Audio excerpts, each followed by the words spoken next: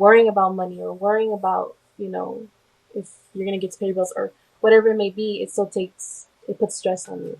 20-year-old Victoria Rodriguez is one of millions of people around the country who have relied on unemployment benefits to make ends meet during the pandemic. But as federal unemployment aid runs out, some economists worry that the most vulnerable workers are getting pushed deeper into poverty. With just days to go before the election, Congress is negotiating a new stimulus bill that could provide some relief, though the parties remain divided on the contents and the cost, and they're running out of time to reach an agreement. Will low-wage workers like Victoria be left behind?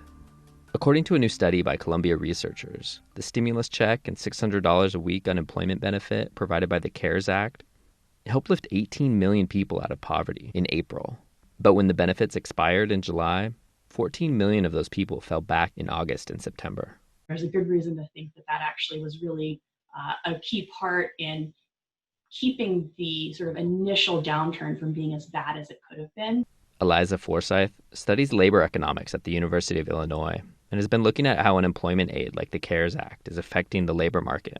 Now that it's ended, now we've kind of seen this long, slow, drawn out, we're adding jobs, but not that many jobs. People are, moving off of unemployment insurance, but not as much as we'd like to see. After the CARES Act lapsed in July, the Trump administration has been providing up to 6 weeks of $300 payments through a program to supplement jobless benefits.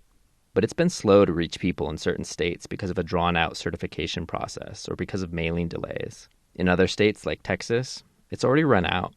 It also isn't even available to roughly 1 million people who earn too little to qualify, according to an estimate by Forsyth. In my estimates, it was more likely to be women, more likely to be non-white.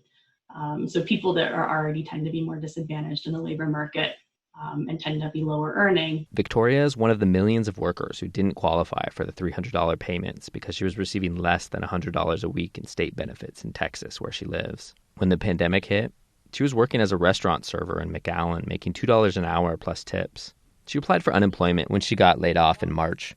But when the $600 ran out, her weekly payments weren't enough to make ends meet. I only got $67 a week, so I did not qualify for the additional $300. And at that time, I was living on my own. Basically, I had a car payment. I had to help out with bills. I still had that responsibility. I know I don't have a whole house and kids, but I mean, I'm still an adult. I still have things to worry about. Victoria had to move back in with her mom and recently took out a loan for $200 to help make a car payment so her car wouldn't get repossessed. Black and Latino workers have been hit the hardest by the pandemic. According to a recent survey, 60% of Black and 72% of Latino households reported experiencing serious financial problems since the start of the pandemic, compared to just over a third for white and Asian American households.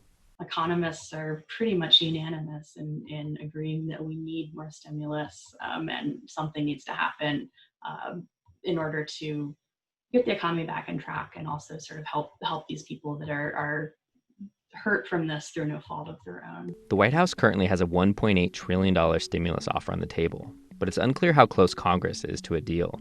Proposals from both sides include another one-time payment of up to $1,200 and enhanced unemployment insurance. If we're not able to support people, provide income support, and provide stimulus, then you have this possibility of it just being a very prolonged recession, which is bad for everybody, but then it's also worse for people that are in these more disadvantaged categories. Just recently, Victoria found a job working remotely for a call center and went off unemployment.